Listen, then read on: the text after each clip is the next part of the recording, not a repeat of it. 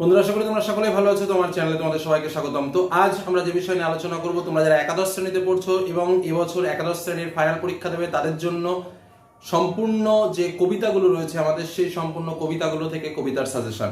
অর্থাৎ তোমরা জানো যে কবিতা থেকে কিন্তু আমাদের পরীক্ষায় শর্ট টাইপের প্রশ্ন আসে। যে শর্ট টাইপের প্রশ্নগুলো আমি তোমাদের অধ্যায় ভিত্তিকভাবে আলাদা আলাদা করে পড়তে বলবো এবং কবিতাগুলোকে ভালো করে ডিটেলস পড়তে বলবো, কারণ পুরো একদম কবিতার লাইন তুলে তুলে বা কবিতার লাইন থেকে কিন্তু সরাসরি শর্ট কোশ্চেন, যেটা তোমাদের এমসিকিউ বা এসএকিউ রূপে আসতে পারে, তো সেইভাবে কিন্তু তোমরা প্র্যাকটিস করবে। এর জন্য আমি বলবো অবশ্যই যে কবিতার ব্যাখ্যাগুলো আমি তোমাদের সামনে তুলে ধরেছি সেগুলো একটু ভালো করে দেখতে পারো। তাছাড়াও আমি যে প্রত্যেকটা কবিতা ধরে ধরে যে শর্ট কোশ্চেন এর বান্সগুলো তোমাদের সামনে শেয়ার করেছি এবং আরো কিছু শর্ট কোশ্চেনের বান্স তোমাদের সামনে শেয়ার করব, সেগুলো তোমরা ভালোভাবে প্র্যাকটিস করলেই কিন্তু তোমরা পেরে যাবে। এবার আসা যাক আমাদের মূল কবিতার প্রসঙ্গে। তোমরা জানো যে আমাদের চারটে কবিতা রয়েছে। দেখো, পরিষ্কারভাবে বুঝে নেবে, আমাদের সিলেবাসে চারটে কবিতা রয়েছে: নুন, বাড়ির কাছে আরশিনগর, নীলধ্বজের প্রতি জনা এবং দীপান্তরের বন্দিনী। সিস্টেমটা কি আগে সেটা আমাদের জানা দরকার। আমাদের পরীক্ষাতে কবিতা থেকে চারটে প্রশ্ন আসবে, কথাটা ভালোভাবে বুঝে নাও। কবিতা থেকে কটা প্রশ্ন আসবে? চারটে প্রশ্ন আসবে। আমাদের লিখতে হবে দুটো প্রশ্ন, আর দুটো প্রশ্ন কিন্তু আমাদের এক্সট্রা দেওয়া থাকবে। এবার আমাদের কবিতা আছে কি কি? নুন, বাড়ির কাছে আরশিনগর, নীলধ্বজের প্রতি জনা এবং আর একটা হচ্ছে দীপান্তরের বন্দিনী। এই চারটে কবিতা রয়েছে। এবার কোন দুটো কবিতা সব থেকে সহজ এবং কেন সেটা তোমাদের সামনে ব্যাখ্যা করি। প্রথম কথা যেটা বলবো, প্রত্যেকটা কবিতায় সহজ। যে বুঝে পড়বে তার ক্ষেত্রে সবকিছুই সহজ, আর যে না বুঝে পড়বে তার ক্ষেত্রে সব থেকে কঠিন। তবু যে কবিতা দুটো ছাত্রছাত্রীদের খুবই ইজি মনে হয় এবং সহজ মনে হয়, সেটা হচ্ছে নুন এবং বাড়ির কাছে আরশিনগর। কেন? কারণ নুন কবিতাটা একটা স্বাভাবিক জীবনের একটা ছোট্ট জীবনের একটা গল্প, আর ওদিকে বাড়ির কাছে আরশিনগর একটা আধ্যাত্মিক টাইপের কবিতা। তো এই জায়গা দাঁড়িয়ে বিষয়টা কি হয় আমাদের সেটা একটু বুঝতে হবে। খুব অল্প পড়েই কিন্তু আমরা একটা প্রশ্ন কমন পেতে পারি। যেমন আমরা নুন কবিতা থেকে কিন্তু একইভাবে 3-4টে প্রশ্ন করলেই কিন্তু আমরা কমন পেয়ে যাব। ঠিক একইভাবে বাড়ির কাছে আরশিনগর প্রশ্নটা এমনই একটা অ্যান্সার হয় আমাদের বেশিরভাগ ক্ষেত্রে, বা বেশিরভাগ প্রশ্নগুলোতে আমরা দেখেছি প্রায় সেম টাইপের লেখাগুলো কিন্তু হয়, কারণ এটা থিমেটিক প্রশ্ন। এই নুন এবং বাড়ির কাছে আরশিনগর দুটো জায়গায় কিন্তু থিমেটিক উত্তর লিখতে হয়, যার জন্য প্রায় একই টাইপের উত্তর লেখা যায়।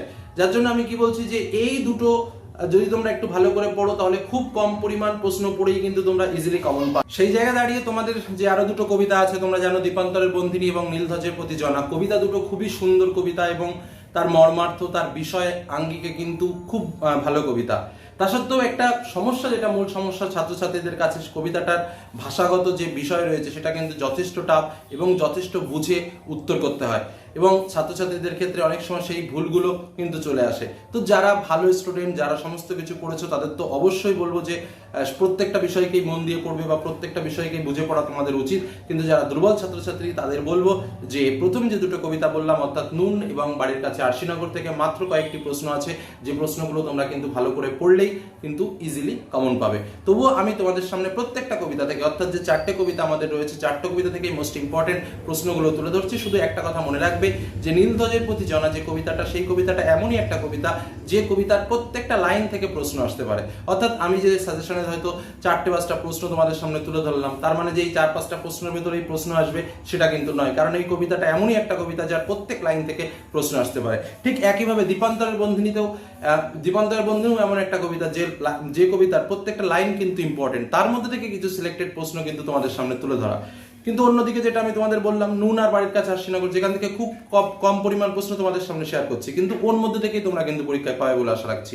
তো যাই হোক, এবার আমরা চলে যাবো মূল সাজেশন পর্বে। তার আগে বলবো, যারা এখনো চ্যানেলকে সাবস্ক্রাইব করেন অবশ্যই সাবস্ক্রাইব করেন এবং বেল আইকন অবশ্যই ক্লিক করে রাখো, যাতে এরকম আরো গুরুত্বপূর্ণ ভিডিও তোমরা ক্রমশ দেখতে পাও। তাহলে চলো এবার আমরা সম্পূর্ণ সাজেশনগুলো পর দেখে নিই। চারটে কবিতার প্রত্যেকটার সাজেশন, কি কি প্রশ্নগুলো আমরা মোস্ট ইম্পর্টেন্ট পেয়েছি, যেগুলো কিন্তু অবশ্যই ফাইনালের জন্য রেডি রাখবে, এবং আশা রাখছি এর মধ্যে থেকে তোমরা ফাইনাল পরীক্ষায় পাবে। তো চলো এবার প্রশ্নগুলো আমরা দেখে নিই। তাহলে বন্ধুরা, আমরা প্রশ্নগুলো পরপর শেয়ার করি। প্রথম আমাদের যে মোস্ট ইম্পর্টেন্ট কবিতা, আমি তোমাদের বলেছি যে নুন এবং বাড়ির কাছে আরশিনগর খুব সহজ। তো আমি এই দুটো কবিতার মোস্ট ইম্পর্টেন্ট প্রশ্নগুলো আমি প্রথমে তোমাদের সামনে শেয়ার করছি। প্রথম প্রশ্ন যেটা, নিম্নবিত্ত জীবনের ছবি নুন কবিতায় কিভাবে ফুটে উঠেছে? দ্বিতীয় প্রশ্ন, সে অনেক পরের কথা, কোন কথা? পংক্তিটির তাৎপর্য ব্যাখ্যা করো। তৃতীয় প্রশ্ন, আমি তার মাথায় চড়ি, কে কার মাথায় চড়ে? পংক্তিটির তাৎপর্য ব্যাখ্যা করো।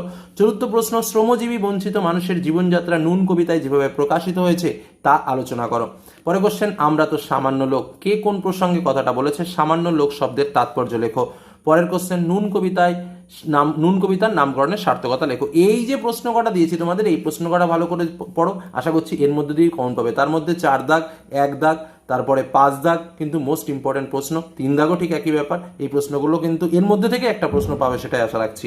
নেক্সট আসি বাড়ির কাছে আরশিনগর। এখান থেকেও ঠিক একইভাবে 5টা প্রশ্ন তোমাদের জন্য শেয়ার করেছি। প্রথম প্রশ্ন, বাড়ির কাছে আরশিনগর কবিতায় বর্ণিত পড়শির স্বরূপ বর্ণনা করো। দ্বিতীয় প্রশ্ন, সে ক্ষণেক থাকে শূন্যের ওপর আবার ক্ষণেক ভাসে নীড়ে, নীর ও শূন্য শব্দ দুটির আবিধানিক ও কাব্যিক অর্থ লেখো। তৃতীয় প্রশ্ন, তবু লক্ষ্য যোজন ফাঁকরে কার সঙ্গে এই ব্যবধান, একত্রে থেকেও এই ব্যবধানের তাৎপর্য কি। নেক্সট কোশ্চেন, জম যাতনা কি তা কিভাবে দূর হবে। এবং লাস্ট কোশ্চেন, বাড়ির কাছে আরশিনগর কার বাড়ি, আরশিনগর শব্দের তাৎপর্য কি। এখানেও ঠিক একইভাবে যে মাত্র 5টা কোশ্চেন দিয়েছি, আমি আশা করছি 5টার মধ্যে পাবে। তার মধ্যেও আমি বলে রাখছি তোমাদের 2 দাগের প্রশ্ন, 4 দাগের প্রশ্ন, 3 দাগের প্রশ্ন কিন্তু মোস্ট ইম্পর্টেন্ট কোশ্চেন। চলো এবার তার পরবর্তী যে কবিতা রয়েছে সেটা সম্পর্কে দেখে নিই। তোমাদের বলেছি তার পরবর্তীতে নীলধ্বজের প্রতি জনা কবিতাটা কিন্তু মোস্ট ইম্পর্টেন্ট এবং কবিতার প্রত্যেকটা লাইন ইম্পর্টেন্ট, তবুও তার মধ্যে থেকে মোস্ট ইম্পর্টেন্ট 10টা প্রশ্ন কিন্তু তোমাদের সামনে শেয়ার করছি। প্রথম প্রশ্ন, অলির সখী রবির অধীনী সমীরণ প্রিয়া তার সম্পর্কে এ মন্তব্য করা হয়েছে কেন। দ্বিতীয় প্রশ্ন, বীরাঙ্গনা শব্দের অর্থ কি, জনা কি প্রকৃতই বীরাঙ্গনা, যুক্তি সহ লেখো। পরে কোশ্চেন, কুন্তী ও দ্রৌপদী সম্পর্কে জনার অভিযোগগুলি লেখো। পরে কোশ্চেন, ছদ্মবেশে লক্ষ্যরাজ্যে ছলিলা দুর্মতি কার স্বয়ম্বর, কে ছলনা করেছেন, কিভাবে তা লেখো। পরে কোশ্চেন, দাহিল খাণ্ডব দুষ্ট কৃষ্ণের সহায়ে, খাণ্ডব কি, কে কেন তা দহন করেন। পরে কোশ্চেন, কৌরব বংশের বিরুদ্ধে জনার অভিযোগগুলো কি কি ছিল। পরে কোশ্চেন, নীলধ্বজকে জনা কিভাবে যুদ্ধে উদ্বুদ্ধ করেছেন। পরে কোশ্চেন, নীলধ্বজ ও জনার চরিত্র আলোচনা করো। পরে কোশ্চেন, অর্জুনের কাপুরুষতার কি কি দৃষ্টান্ত জনা তুলে ধরেছেন। পরে কোশ্চেন, দীপান্তরের বন্দিনী থেকে চলে আসি, মার কতদিন দীপান্তর। এখানেও ঠিক একই ব্যাপার, দীপান্তরের বন্দিনীও একটা লং কবিতা, সেখান থেকে অসংখ্য প্রশ্ন পড়তে হয়, তার মধ্যে থেকে মোস্ট ইম্পর্টেন্ট প্রশ্নগুলো তোমাদের সামনে শেয়ার করা। মার কতদিন দীপান্তর, মা কে, তিনি কেন দীপান্তরিতা, ধ্বংস হলো কি রক্ষপুর, রক্ষপুর কি, কিভাবে তা ধ্বংস হলো। কামান গোলার সীসা স্তূপে কি উঠছে বাণীর শীষমহল, কামাল গোলার শিশু স্তূপ বলতে কি বোঝো, বাণীর শীষমহল বলতে কবি কি বুঝিয়েছেন, কামান গোলার স্তূপে বাণীর শীষমহল কিভাবে উঠবে। পরে কোশ্চেন, তবে কিসের আর্ত আরতি, কিসের তবে এ সংখ্যারাব, আরতি ও শঙ্খরাব কিসের জন্য, তা আর্ত কেন, কবি এই প্রশ্ন কার উদ্দেশ্যে কেন করেছেন। পরে কোশ্চেন, রক্ত শোধালো খুন খারাপ বলতে কবি কি বুঝিয়েছেন, এই রক্তাক্ত অধ্যায় কিভাবে সমাপ্ত হতে পারে বলে কবি আশা করেছেন। চলে আসে তার পরবর্তী কোশ্চেনে, জীবন চুয়ানো সেই ঘানি হতে আরতির তেল এনেছো কি, কোন ঘানি তা জীবন চুয়ানো কেন, আরতির তেল রূপকটি ব্যাখ্যা করো। পরে কোশ্চেন, হাই শৌখিন পূজারী, মোস্ট ইম্পর্টেন্ট একটা প্রশ্ন, হাই শৌখিন পূজারী, পূজারী কে, তাকে শৌখিন বলা হয়েছে কেন। পরে কোশ্চেন, মুক্ত ভারতে ভারতী কই, এই প্রশ্নটাও মোস্ট একটা ইম্পর্টেন্ট কোশ্চেন, ভারতী কে, ভারত ও ভারতী যে যথাক্রমে পরাধীন ও নির্বাসিত তার কি কি প্রমাণ কবি দিয়েছেন। পরে কোশ্চেন, সিংহেরে ভয়ে রাখে পিঞ্জরে, ব্যাঘ্রেরে হানে ও গ্রীষ্মেল, সিংহ ও ব্যাঘ্র কারা, কারা তাদের পীড়ন করছে। পরের প্রশ্ন, বাণীর কমল খাটিবে জেল, বাণীর কমল শব্দটির অর্থ কি, কেন সে জেল খাটবে। পরে কোশ্চেন, বাজাও পাঞ্চজন্য শাক, পাঞ্চজন্য কি, অঞ্জলি কার জন্য, অঞ্জলি ঢেকে পাঞ্চজন্য বাজানোর উৎসাহ দেওয়া হচ্ছে কেন। এবং লাস্ট কোশ্চেন, দীপান্তরের বন্দিনী কে, তার বন্দী জীবনের রূপ কিভাবে এই কবিতায় ফুটে উঠেছে। তো কবিতা থেকে 4টে কবিতা থেকে আমি প্রশ্নগুলো তোমাদের সামনে তুলে ধরলাম।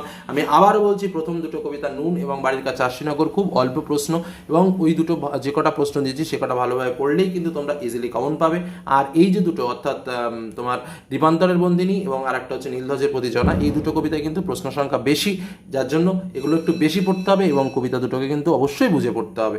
তো এই হলো সার্বিক সাজেশন, তোমাদের কবিতা থেকে প্রশ্নগুলো রেডি করে ফেলো। ইতিমধ্যে অন্যান্য বিষয়ের সাজেশনও তোমাদের সামনে পোস্ট করেছি, যারা দেখোনি তাহলে সেগুলো দেখে ফেলো, তাহলে দেখবে যে বাংলার সমস্ত বিষয় তোমাদের কিন্তু কমপ্লিট হয়ে যাচ্ছে। তো আজকের মতো আলোচনা এখানে শেষ করছি। ভালো থেকো, সুস্থ থেকো, সাবধানে থেকো, ধন্যবাদ।